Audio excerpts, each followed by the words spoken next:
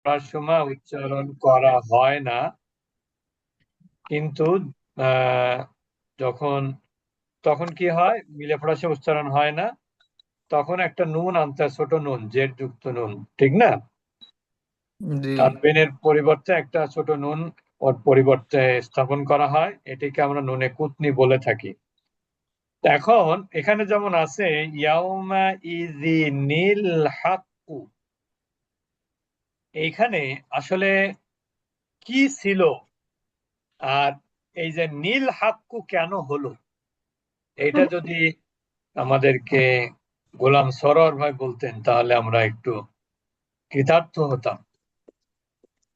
জি উস্তাদ জি, এটা ছিল ইয়াউমা ই রিং আর কি এন্ড ছিল? আল আল হাক্কু। মাশাআল্লাহ, সুন্দর হয়েছে। তাহলে ইয়াউমা ইজি নীল কেন হলো?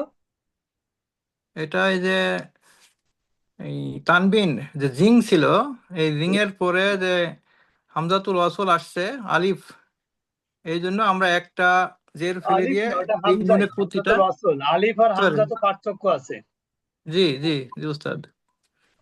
তো এই জন্য একটা জের ফেলে দিয়ে এই যে নুনে কুতনিটা নিয়ে আসে, এবং নুনে কুতনিটা সব সময় জের যুক্ত হবে আহ, মাশাআল্লাহ, মিলিয়ে পড়ার সময়। নুনে কুতনিরা পড়ার সময়। সবসময় কি পড়ার হবে? সময় জের যুক্ত হবে।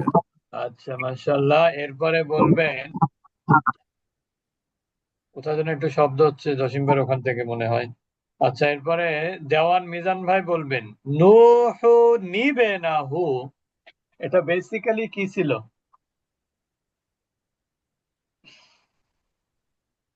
সালাম আলাইকুম। ওয়ালাইকুম আসসালাম রহমাতুল্লাহি ওয়া বারাকাতুহু। এটা ছিল নু হুন তারপরেরটা কি ছিল? ইবনাহু। আর কিভাবে নিবনাহু হলো? এখন হইলো নু হুনের যে তানবিনের যে একটা, অ্যাকচুয়ালি তানবিন মানে তো একটা নুন সাকিন, তো সে একটা নুন সাকিন বাদ যাবে, সেই নুনের পরিবর্তে একটা ছোট হামজার নিচে একটা নুন আসবে জের যুক্ত। নু আচ্ছা, হু নিবিনাহু। নূহু নিবে না হু। নিবিনাহু। আচ্ছা, এরপরে বলবেন হচ্ছে আমাদের রবিউল আওয়াল ভাই, কওমা জি। নিল্লাহু।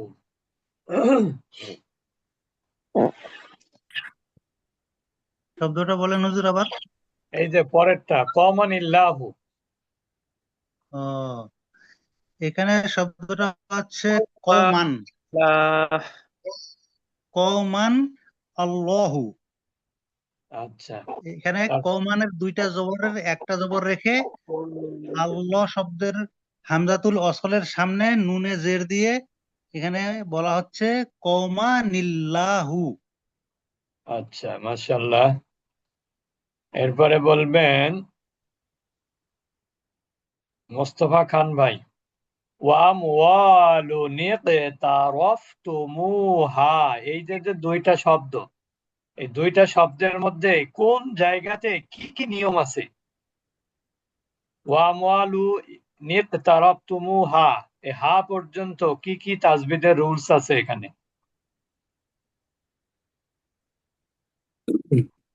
ইয়েস, এখানে আপনার এই রোকন ভাই আছে না, আমার না নন নাই? যখন তো দেশে আছে উস্তাদ জি, আপনার ও ওইখানে আচ্ছা গেছে। আচ্ছা। আহ, আচ্ছা, ঠিক আছে, মোস্তফা খান ভাই পড়েন। জি হুজুর। উস্তাদ জি, মল্লিক ভাই মেসেজ দিয়েছে, উনি হসপিটালে হ্যাঁ হ্যাঁ, মেসেজ আমি দিয়েছে। দেখলাম।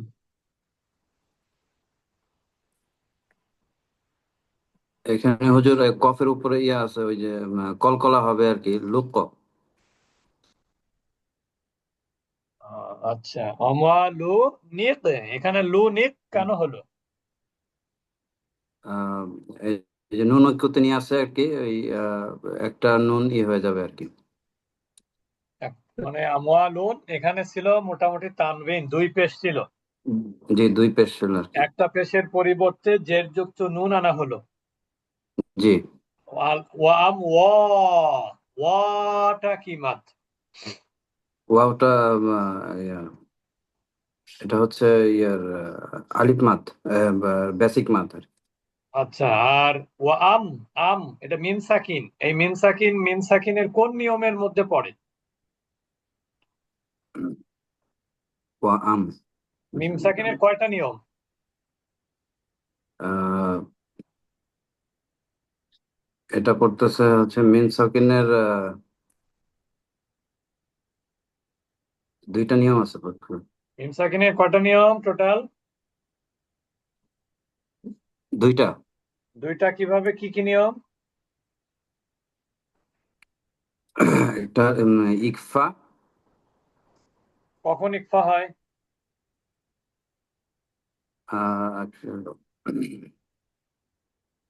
ইকফার ইয়াটা তো ভুলে গেছে হুজুর। মিম সাকিনের পরে যদি বা অক্ষর আসে। বা অক্ষর আসে, জি। আর তারপর আরেকটা কি? আরেকটা আছে ইকলাব।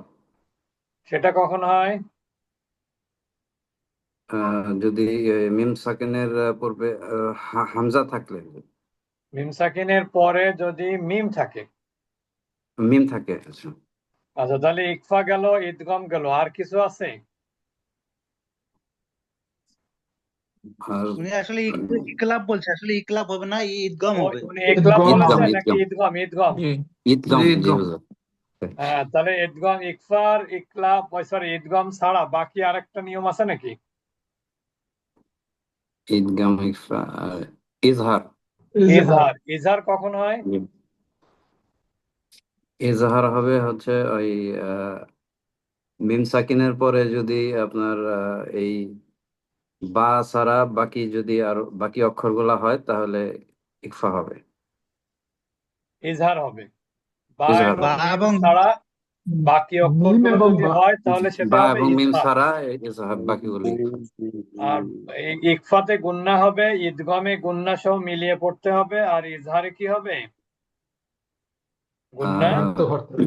গুণা হবে না, হবে না। স্পষ্ট। স্পষ্ট করতে হবে। স্পষ্ট তাহলে হবে। এখানে মিম সাকিনের পর ওয়াও আসছে, তাহলে এটা কি হবে? মিম সাকিনের ইজহার। আহ ইজহার। ইজহার। আচ্ছা, এরপরে নিয়তে এখানে কফের উপরে সাকিন, কফটা কি অক্ষর? এটা কলকলার অক্ষর হলো। কলকলার অক্ষর। কখন কলকলা হয়?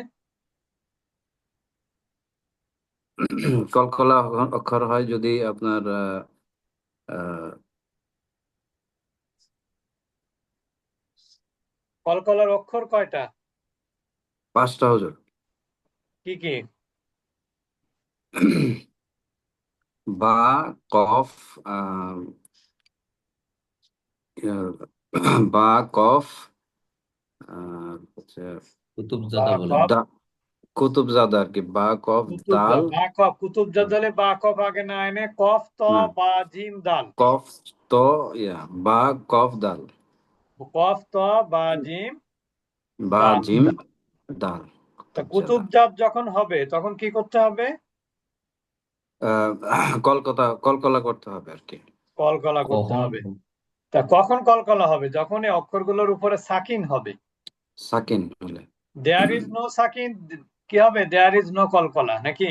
হুম, জি জি। যদি সাকিন না হয় সেখানে কলকলা হবে না, সে হবে না, যেই হোক জি। না কেন, ঠিক না? জি, জি। কলকলার অক্ষর যেটাই হোক না কেন, তার বাড়ি সিলেটে হোক বা চট্টগ্রামে হোক, তার কলকলা সেটা হবে না। হবে না, শর্ত হলো ওখানে কলকলার অক্ষরে সাকিন থাকতে হবে।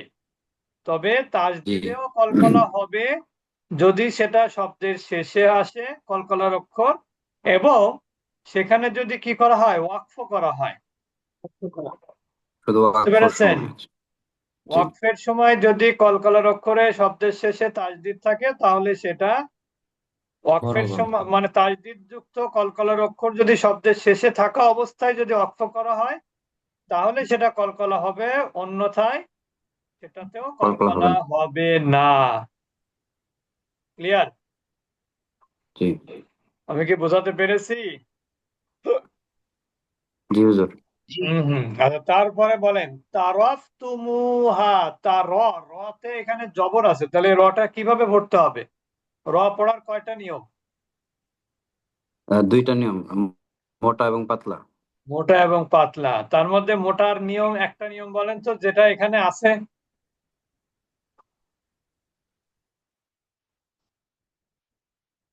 আপনার উপর একটু বেশি প্রেসার হয়ে যাচ্ছে যদিও, মোটা নিয়ম হচ্ছে এটা আরেকজনকে জিজ্ঞেস না, করার অসুবিধা চেষ্টা নেই, একটু করুন। প্র্যাকটিস করি আর কি। এগুলি পড়ছিলাম, হ্যাঁ মনে হ্যাঁ মনে থাকতেছে না, বাট আবার আপনি একটু ধরলে প্র্যাকটিস হয়, এটা আমি হ্যাঁ হ্যাঁ ইয়ে ঠিক আছে, ওই করতেছি আর জন্য কি, আপনাকে জিজ্ঞেস চেষ্টা করতেছি। করছি। তো এখানে রটা মোটা হয়েছে না চিকন হয়েছে, আর মোটা হয়ে থাকলে এখানে কোন নিয়মের ভিত্তিতে মোটা হয়েছে?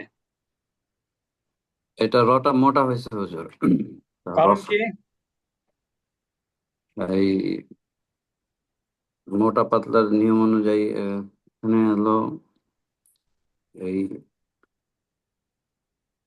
এটা রর উপরে রর উপরে রর উপরে জবর বা জবর আছে, পেশ হলে, জবর আছে, যেটা মোটা হ্যাঁ, হবে, রয়ের উপরে জবর বা পেশ হলে সে রটা মোটা করে পড়তে হবে, মোটা হবে। ঠিক না? জি জি জি। তো সেই জন্য এখানে তারফ। আর যদি পাতলা উচ্চারণ তারফ, করতাম তাহলে কিভাবে উচ্চারণ করতাম? তারিফ, তারি তারাফ তারাফ তারাফ বলতাম, তারিফ না, তারাফ। ও কি বলতাম? তারাফ। তারাফ। তা- বুঝতে জের হলো পেরেছেন? তারিফ, তারাফ হতো হুজুর। হ্যাঁ তারাফ, কারণ এখানে তো জের নাই, তা পাতলা হবে কিভাবে? জবরটাকেই আমরা পাতলা করতে পারতাম এভাবে, তারাফ বলতাম, তারাফ। তারাফ, বুঝতে মুস্তফা পেরেছেন? ওস্তাদজি বলতেছে যে রটা তো মোটা না, ওখানে জবর আছে, যদি মোটা না করে পড়তেন তাহলে পাতলা করে পড়লে কি হতো সেটাই হ্যাঁ বলছি। সেটাই জিজ্ঞেস করেছি। ও আচ্ছা আচ্ছা আচ্ছা। মানে তারক সেক্ষেত্রে তুমু। তারাফ হতো, তারফ না উচ্চারণ হয়ে তারাফ করলে সেটা তারাফ, পাতলা হতো, ঠিক না? সঠিক জি জি, উচ্চারণটা হতো না তারাফ, আর কি, তাজবিদের রুলস অনুযায়ী সঠিকটা সঠিক এখানে উচ্চারণ হবে। হতো না। জি জি। সবাই বুঝেছেন এবার? আচ্ছা তারপরে আবার বলেন। হুজুর এখানে কি আরেকটা আছে মোস্তফাকে যে ধরতেছে, তার মানে কিন্তু অন্যদেরকেও কিন্তু আসলে শেখানোর জন্যই ধরা হচ্ছে। হ্যাঁ হ্যাঁ, এটা এখানে তার মানে এই না একজনকে যে একজনকে ধরে সবাইকে শিক্ষা দেওয়া হচ্ছে, কিন্তু মনে করেন না যে উনাকে জিজ্ঞেস করতেছি বলে উনি সবকিছু, আপনাকে জিজ্ঞেস করা হচ্ছে না। হ্যাঁ এরকম না। হুজুর আরেকটাই আসলে এখানে যে ওই আপনার যে ওই জবর ইসের পরে রর, যে মোটা পাতলার পরের অক্ষরটা যদি এই যে মোটা ইয়ে হয়, যেমন আপনার এই যে কলকলার অক্ষরগুলি আসে পাঁচটা, তাহলে কি কোনো না ডিফারেন্স না, ইয়ে ওটা হবে না, এখানে? ওটা হচ্ছে র সাকিন, তারপর তার পূর্বে রসকিনের যদি পরে। জের হয় তাহলে সেটা তো আচ্ছা, পাতলা হওয়ার কথা। কিন্তু জি জি, র সাকিনের পরে যদি হরফে ইস্তিলার সাতটা অক্ষর, পাঁচটা না সাতটা, সাতটা অক্ষর, জি জি। হ্যাঁ হ্যাঁ, সেটা হলো সদ দ ত জ ক সদ্য খ তজ গ। ক খ গ। এই সদ্য সাতটা তজ অক্ষর হলে ক খ তখন ওই গ। রটাকে মোটা করে পড়তে হয়, এই আর কি, এটা এক্সেপশনাল নিয়ম। ওকে। আচ্ছা তুমু, তুমুটা কি মাত? ওয়াও মাত হুজুর। আর হা? হ্যাঁ, এটা মাদ্দে আসলি, যেটা আলিফ মাদ। আলিফ মাদ, আচ্ছা, আচ্ছা। ওই ও যদি ওই লাস্টে ওই হাতে যদি থেমে যায় তাহলে কিভাবে পড়তে হবে?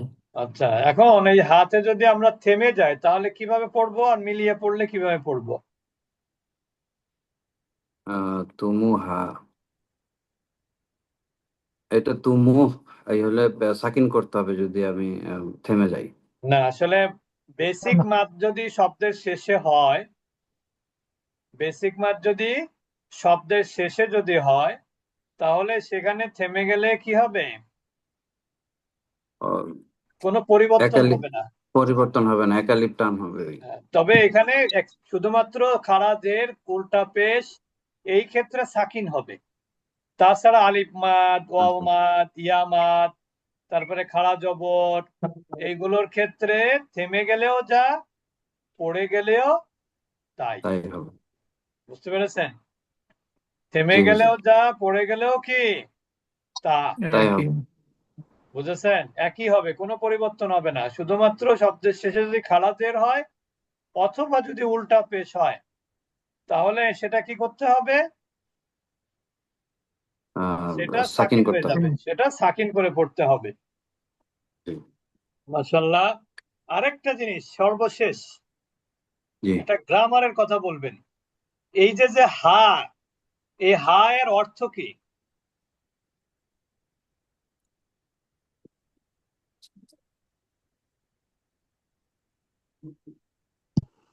এই হা এর অর্থ কি? এটা একটা সর্বনাম। আচ্ছা, হার অর্থটা জানি না হুজুর। আচ্ছা ঠিক আছে, আপনার একটু অপেক্ষা করেন, দেখি আমরা আরেকজনের কাছ থেকে উত্তরটা নিতে পারি কিনা। এবার আমি জিজ্ঞেস করবো হলো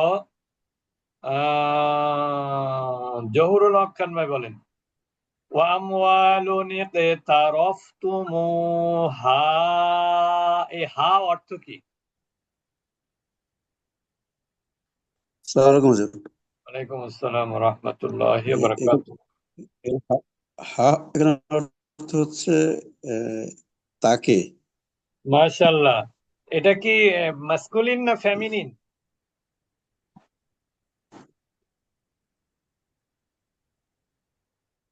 এই হাটা মাস্কুলিন না ফেমিনিন? এটা জি জি, এটা জি,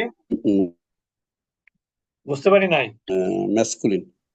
মাস্কুলিন তো আসলে হু, মাস্কুলিনটা কি হু, আর হু ফেমিনিন আর হলো হিয়া। হা।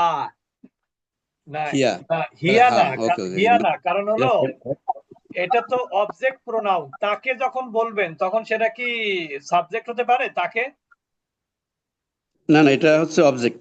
অবজেক্ট প্রোনাউন, এবং অবজেক্ট প্রোনাউন এটা হলো ফেমিনিন। বুঝতে ফেমিনিন, পেরেছেন? ওকে ওকে। জি জি, এটা এটার ফেমিনিন, ওকে। মাস্কুলিন হচ্ছে হু, এটার মাস্কুলিন কি হু। হু হু। আর আচ্ছা, ফেমিনিন হচ্ছে হা। হ্যাঁ, মাশাআল্লাহ। এবার মুফাজ্জল হোসেন ভাই বলবেন, এখান থেকে পড়েন কারমা দিনিস তাদ্দাত। এখানে দিনিস তাদ্দাত, আমরা যদি এখানে নুনে কুতনি না পড়ি, শব্দটা যদি দুইটা শব্দ আলাদা আলাদা করে পড়ি, তাহলে কিভাবে পড়বো? আর একটা হচ্ছে নুনে কুতনি হলো কি কারণে? দুইটা প্রশ্ন। প্রথম উত্তর দেন, নুনে কুতনি হলো কেন?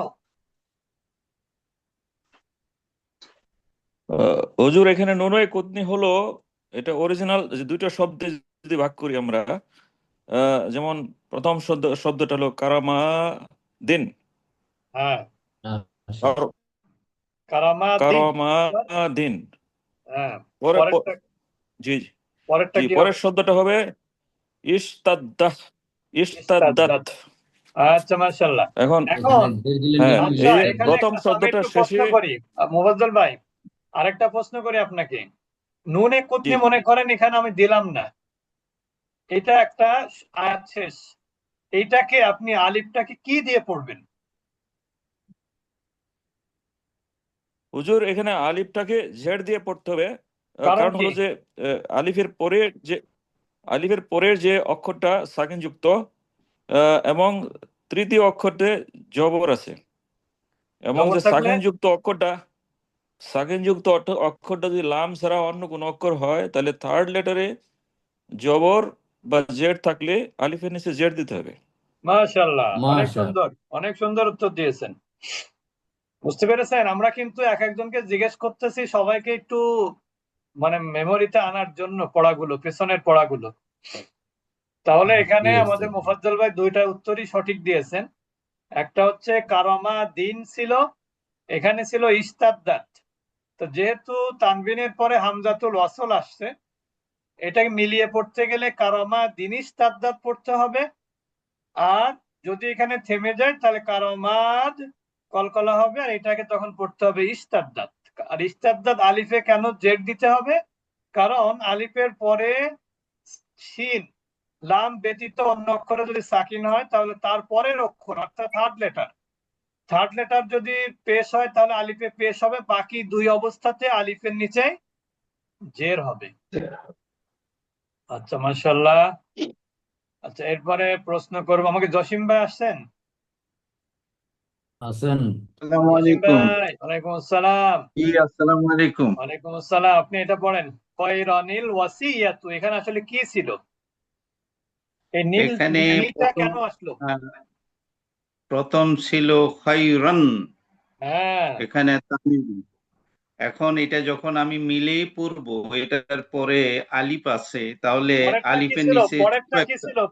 পরেরটা ও খায়রানের পরে আলিফ আছে, আলিফ মাদ আছে। না না, সেটা ঠিক আছে, খায়রান, কিন্তু পরবর্তী শব্দের যে আলিফ, আলাদা করে পড়লে হ্যাঁ, কিভাবে পড়বেন? আলাদা করে পড়লে এটা আলওয়া, এখানে হামজা হয়ে যাবে, ওটার পরে জবর হবে, আলিফের জবর উপরে হবে কেন? জবর হবে, জের হবে না কেন? জের হবে না, এই জন্য হামজার পরে আলিফ লাম সাকিন আছে, লামের উপরে সাকিন আছে, তো এই আচ্ছা, জন্য এখানে মাশাআল্লাহ। হ্যাঁ, হামজার পরে লামে সাকিন থাকার কারণে আলিফকে জবর দিতে হবে। আর যদি অন্য কোনো অক্ষরে জবর সাকিন দিতে হতো হবে। তখন আমরা থার্ড লেটার তাহলে দেখতাম। হ্যাঁ, থার্ড লেটারে তখন জের হতো, যদি ওখানে হ্যাঁ হ্যাঁ, জবর জবর থাকতো যেহেতু জের আছে হতো। তখন জের হতো। মাশাআল্লাহ, সুন্দর হয়েছে। তো যাই হোক, আমরা মোটামুটি নুনে কুতনি আপনাদের থেকে ভালোই উত্তরগুলো পেলাম। এই যে দেখেন এখানে কলকলা মুরতাব, থেমে গেলে এখানে কিন্তু কলকলা মানে নুনে কুতনি সহ পড়াটা জরুরি না, কারণ এটা তো আয়াতের শেষ শব্দ আর এটা হচ্ছে আয়াতের শুরুর শব্দ। এমনিতেই কিন্তু আপনার আয়াতের শেষে থেমে যাওয়াটা রসুলের সুন্নাহ। আয়াতের শেষে থেমে যাওয়া কি রসুলের সুন্নাহ। তবে সুন্নাহ। নুনে কুতনি থাকলে আপনি সেটাকে মিলিয়ে পড়াটা ভালো, যেহেতু এখানে উপরে আবার লাম আলিফ আছে, এই জন্য মিলিয়ে পড়া ভালো। তবে থেমে যাওয়াতে কোনো অপরাধ নাই। সেই ক্ষেত্রে আমাদের দুইটা অবস্থায় আমাদের জেনে রাখা জরুরি ছিল, এবং আমরা মোটামুটি ভালোই আপনাদের থেকে আউটপুট পেলাম, আউটকাম পেলাম ভালোই, জাস্ট আলহামদুলিল্লাহ। আমরা এখন যদি কারোর কোনো প্রশ্ন থাকে, যে আমরা যাদেরকে প্রশ্ন করেছি তাদেরকে ছাড়া যদি কেউ মনে করেন যে আমার এখানে একটু মানে কনফিউশন আছে, তাহলে কিন্তু আপনি প্রশ্ন করতে পারেন। উস্তাদ, আমার একটা প্রশ্ন আছে। বলেন।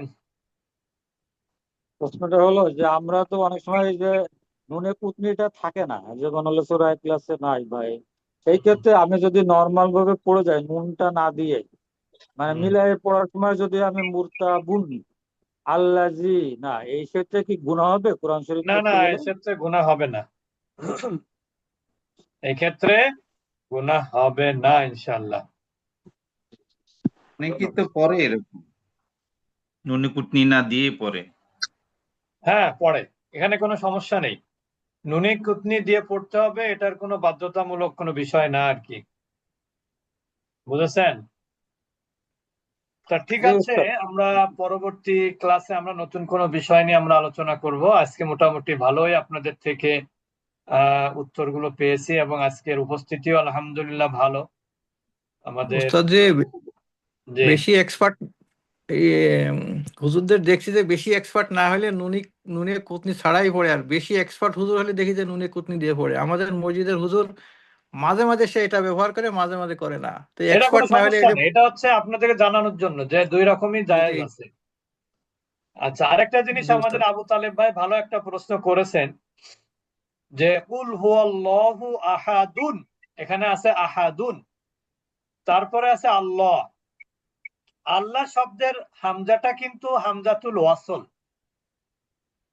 সুতরাং আপনি দুই ভাবেই পড়তে পারেন, কুল হুয়াল্লাহু আহাদুনিল্লাহুস সামাদ, অথবা কুল হুয়াল্লাহু আহাদ, থেমেও পড়তে পারেন। বুঝতে পেরেছেন? তা এই জন্য আপনারা দুইটাই আমরা পড়বো ইনশাআল্লাহ। তো আমরা এখন চলে যাব, কোন সূরা পড়া ছিল আমাদের? লাইল। সূরা আরেকটা চ্যাপ্টার লাইলের হয়েছে 4 হুজুর, থেকে। অনুচ্চারিত অক্ষর। ও, অনুচ্ছেদের অক্ষর হ্যাঁ? কি আমাদের পড়া হয়নি? না, কেন, আর কি বাকি আছে? আচ্ছা ঠিক আছে, আমরা অনুচ্চারিত অক্ষরটা কি আজকে পড়বেন না আগামী দিন পড়বেন তাহলে? আগামী দিন ইনশাল্লাহ, আগামী দিন। আচ্ছা ঠিক আছে, তাহলে আমরা আগামী দিন অনুচ্চারিত অক্ষর পড়বো ইনশাআল্লাহ। অনুচ্চারিত হ্যাঁ, অনুচ্চারিত অক্ষরটা খুবই গুরুত্বপূর্ণ। আচ্ছা, আমরা এখন পড়া শুনবো কত থেকে রেকর্ডটা বন্ধ। 8 আট থেকে না আট থেকে 14। 8 থেকে 14। আচ্ছা, প্রথমে পড়বেন হলো